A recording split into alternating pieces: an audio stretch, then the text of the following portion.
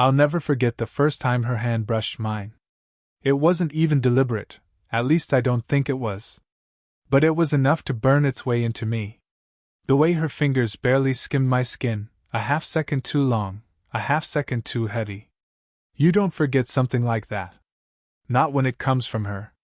She's older, mid-40s maybe, the kind of woman who carries herself like she's already survived storms I can't imagine. Not the loud storms, not the ones that knock trees down, but the quiet kind, the ones that leave you staring at the ceiling at night wondering why you're still awake. She had that quiet strength in her, but it wasn't untouchable. There was something raw in her still. And me? I was younger, 20-something, the kind of young where you pretend you've got it together but your hands give you away. My hands fidget. My jaw tightens at the wrong times. But when I looked at her, I couldn't fake calm. I couldn't fake distance either. That evening, the air between us was different. We were sitting too close on the worn-in couch, the kind where the cushions lean toward each other, like they're trying to make two people meet halfway. She smelled faintly of jasmine and coffee. I'd never noticed before how those two scents could live together, soft and bitter, sweet and restless. She laughed at something I said, not a loud laugh, but the kind where her eyes lowered and her lips curved, almost like she was catching herself enjoying me too much. That was when I realized her guard wasn't steel. It was glass, strong until you leaned close enough to see the hairline cracks. You talk too much, she said softly, not looking at me, her voice carrying the weight of both amusement and warning. I swallowed, heat rising to my face. And you don't say enough. Her eyes flicked up at mine. Just a second. Just a flash of green-gray catching the lamplight. That second stretched, held, broke something in me. The silence that followed was the kind that isn't empty, the kind that fills a room until breathing feels like an intrusion. I shifted, my knee brushing hers. I thought she'd move away, but she didn't. She stayed, even leaned in the slightest bit, as if she was testing gravity. I found myself staring at the way her hand rested on the armrest, relaxed, graceful, but so close. Too close. My fingers twitched, wanting to close the distance, but I hesitated. Then she moved first. Not much, just her pinky brushing the side of my hand. It was nothing, really. It was everything. Her lips parted, like she wanted to speak, but no words came. When she finally did, her voice was lower, more fragile than I'd ever heard it. I can't handle you, she whispered, not pulling her hand away. The words hit harder than they should have. Maybe because she meant them, maybe because she didn't. I leaned just close enough for her to hear the tremor in my voice. Then let me handle you. Her breath caught. She blinked once, twice, as if she hadn't expected me to say that. Something shifted in the air, heavier now, warmer, like the room itself was leaning in. And then, the sound. A sharp knock at the door. We both froze. Her hand, still barely touching mine, went rigid. Her eyes darted to the door, then back to me. Whatever was about to happen between us had been suspended, hanging in the air like a held breath, waiting for someone to either claim it or lose it. The knock at the door broke something, but it didn't shatter us. She stood quickly, smoothing the hem of her blouse, her movements sharper than before, like she was forcing herself back into place. I stayed on the couch, watching her answer with a voice that was too polite, too careful. It was just a neighbor dropping off mail. Nothing important. Nothing that should have mattered. But when she closed the door, she didn't come back right away. She lingered with her hand on the knob, her back to me, shoulders tight as if she was bracing against something invisible. You should go, she said quietly. The words weren't sharp, but they landed heavy. I rose slowly, stuffing my hands in my pockets, pretending I hadn't noticed how her voice cracked. If you really want me to. She turned then.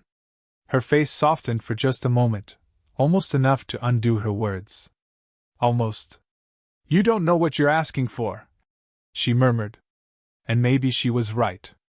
She had years on me, experiences that carved into her, relationships that left shadows she still carried. I'd heard the stories in pieces, A divorce that didn't just split her life but rearranged it, nights she spent alone in a house that felt too big. She never told me directly, but I caught it in her pauses, the way her eyes drifted when certain songs came on, or how she locked her phone screen a little too quickly when messages popped up. I wasn't blind. She wore solitude like a second skin, but that only drew me in closer. I don't care, I said, though my voice was softer than my words. You think the years matter, but when I'm with you, I stopped myself. Too much. Her eyes lingered on me, searching for something, an exit maybe, or a lie. She didn't find either. When she stepped closer, it wasn't casual. Her hand came to rest on my shoulder, steady but trembling ever so slightly. My chest tightened. She wasn't looking at me, she was looking just past me, as though being direct might break her resolve. You remind me of someone, she whispered, and her breath brushed warm against my ear. I wanted to ask who. I wanted to push. But the way she pulled her hand back told me I shouldn't. Her guard slid back into place like a door locking. Still, the echo of her touch stayed. I leaned in just enough that the edge of my sleeve grazed her arm. You keep pulling away, I said quietly. But you don't really want to. Her lips parted, but no words came. The silence between us thickened again, restless, waiting. This time, she didn't move. My hand brushed against hers at her side, deliberate now, not an accident. She didn't flinch. Didn't withdraw. Her fingers twitched, just once, before settling against mine. We stood there in that small, fragile connection, not looking at each other, not daring to break the spell. It wasn't a declaration, not even a promise, just proof that whatever this was, neither of us could deny it anymore. The air between us was still heavy when her phone lit up on the table. A name. A message. She moved fast, snatching it up, tilting the screen away. Too fast. Too practiced. I looked at her, and she knew I'd noticed. It's nothing, she said. Too quick again. I didn't push, but my chest tightened. Whoever it was, whatever it was enough to remind her of the world outside this room, a world that didn't forgive things like this. She set the phone face down, like that would erase it, and then she sighed. A long, tired exhale that seemed to age her a year in front of me. You shouldn't be here, she whispered. And yet, I said, my voice lower now, you're not asking me to leave. Her eyes snapped to mine. Silence. Long. Then she moved, not away, but closer, steps measured, almost reluctant. The space between us shrank until I could hear her breath, feel the faint warmth of it when she looked up. Her face was tilted, just slightly, like gravity was pulling us forward, like the next breath could bring our lips together. My heart pounded. I leaned in, not all the way, not yet, just close enough that the side of my nose brushed hers. Her eyelashes fluttered. Then the sound, the door creaking. We broke apart instantly. My pulse surged as her friend's voice called from the hallway. Are you home? Her hand flew to her chest. She pressed her back against the wall, eyes wide. She motioned frantically for me to stay quiet. I did. The footsteps paused. A beat of silence. Then, guess not, the friend muttered. The door clicked shut again. We didn't move for several long seconds. Just breathed. Just listened to the echo of what almost happened. When she finally turned her head toward me, there was fire in her eyes, fear, yes, but something hotter beneath it. That, she said through gritted teeth, is why this can't happen. Her voice trembled at the end. I stepped forward, closing the gap she was trying to keep. My hand hovered near her arm, not touching, not yet, waiting. She didn't move away. You say can't, I murmured, but your body says something else. Her lips parted, but no sound came. Her gaze fell to my mouth, lingered there, and for one reckless second I thought she'd close the distance herself. Instead, she drew in a sharp breath and pressed her palm flat against my chest. Not pushing me back, not pulling me closer, just there. Her fingers trembled against me, betraying what her words tried to hide. I'm scared, she whispered finally. I covered her hand with mine, holding it steady against me. So am I. We stood like that, bound by fear and desire, closer than ever, yet still teetering on the edge of something we weren't supposed to touch. And neither of us moved. The room felt too small. Or maybe it was just us, the way either of us stepped back, the way our breathing filled every inch of space. Her hand was still caught beneath mine, pressed to my chest. I could feel the uneven rhythm of her pulse through her palm, could see the battle in her eyes. "Why are you doing this?" she whispered finally. I leaned closer, close enough that her hair brushed my cheek when she shifted. "Because I can't stop." Her jaw tightened, but her eyes softened. She shook her head barely. "You're too young. You don't understand what it means to want something you can't have." I smiled, bitter aching. "Then teach me." Her breath caught. For a long moment, neither of us moved. Then, almost against her own will, her other hand rose to my face.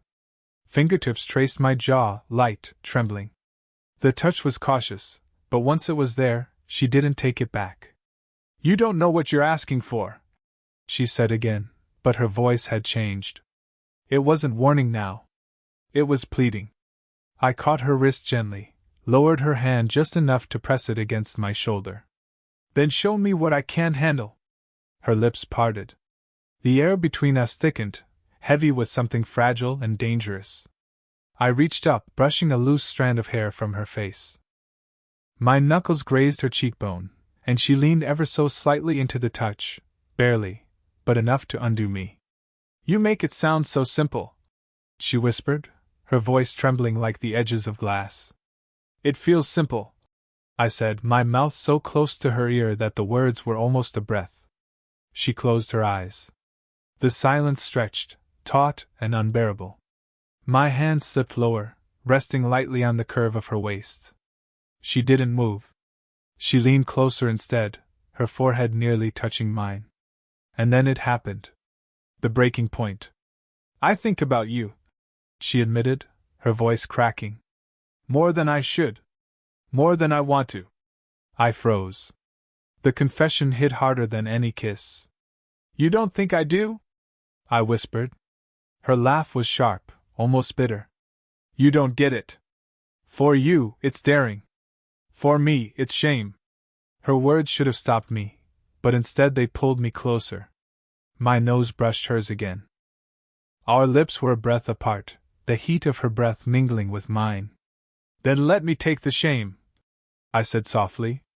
Her hands slid up my chest, slow, deliberate, until they hooked lightly behind my neck. She wasn't pulling me in, not yet. But she wasn't letting me go either. Her eyes opened, glassy, searching mine.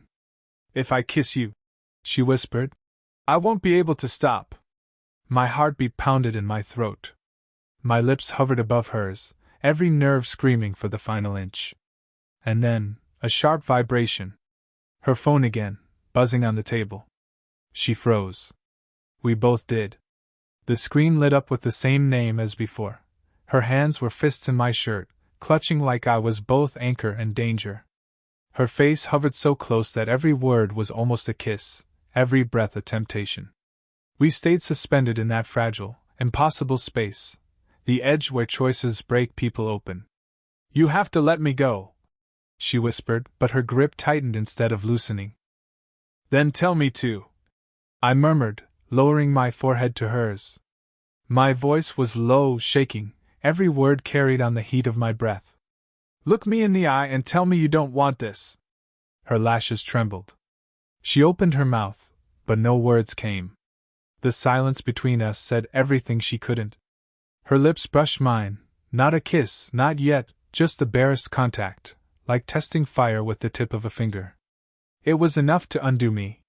My hands rose, framing her face, thumbs tracing her cheekbones, holding her steady like she might vanish if I let go.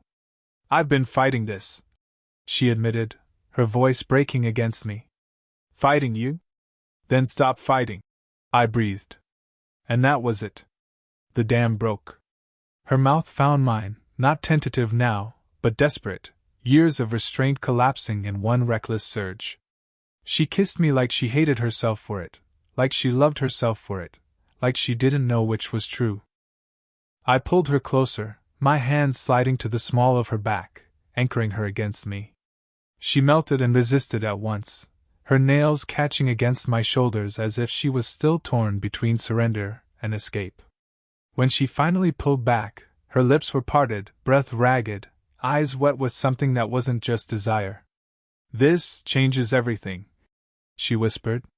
I nodded, still close enough to feel the ghost of her mouth against mine. "I know." Her eyes searched mine, looking for regret, for hesitation, but finding neither. "You don't understand what people will say," she said, though her voice lacked conviction. "I don't care what they say," I answered. My thumb brushed across her lower lip, still swollen from our kiss. "I only care if you'll stay." She closed her eyes, leaning her forehead to my chest. Her body trembled, not with fear now, but with the weight of choosing. When she finally looked up again, there was clarity in her gaze, not absence of fear, but something stronger overriding it. "I can't promise forever," she whispered. "But I can promise right now." And in that moment, it was enough. I pulled her in again, slower this time, steadier, no longer reckless but sure. Her body softened against mine, her hands unclenched, sliding up to rest gently at the back of my neck. The kiss that followed wasn't desperate, it was deliberate. A choice. When we finally broke apart, we didn't need words. The silence wasn't heavy anymore. It was certain. For the first time, I felt like we understood each other completely. The night stretched on, but neither of us moved far from where we stood. Her head rested against my chest, her breath rising and falling in rhythm with mine. For once, there was no rush, no interruption, no phone vibrating between us. Just the quiet thrum of being close. I wrapped my arms around her, and she let herself sink into me, not hesitantly this time, not fighting it. Just there. Solid. Real. "You scare me," she whispered after a long pause. I pressed a soft kiss to her forehead, lingering there. "Why?" "Because you make me forget everything I swore I'd never do again," she said. Her fingers toyed absently with the hem of my shirt, grounding herself in the smallest movement. "The mistakes, the heartbreak, the shame. I promised myself I wouldn't open that door again." I tightened my hold around her. "Then don't think of it as opening an old door. Think of it as building a new one." Her laugh was quiet, shaky, but it was real. She pulled back just enough to meet my eyes. "You make it sound simple. Being here with you," I said, brushing a loose strand of hair from her face. "Feels simple." She studied me for a long moment, as if weighing whether to believe me. Then her hands slid into mine, fingers intertwining, holding with a grip that told me she'd made her choice. "I can't promise forever," she said again, the words steadier now. "But I can promise I'll stop running from this." I smiled, a slow, genuine curve that I couldn't hide if I tried. "That's all I need." We sat down together on the couch, the same couch that had pulled us too close days ago, when all this started. Only now, there was no pretending it was an accident. My arm draped around her shoulders, her body tucked easily against mine.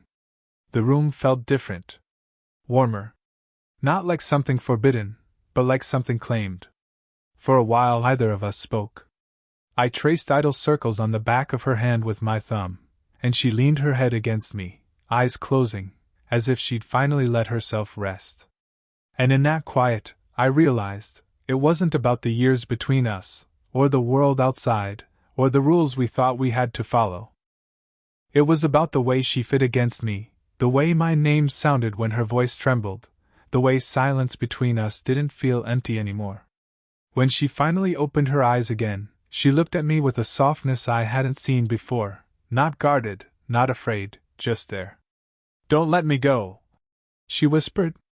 "I won't," I promised, and sealed it with the gentlest kiss, not desperate, not rushed, but steady. Certain. And this time, neither of us pulled away.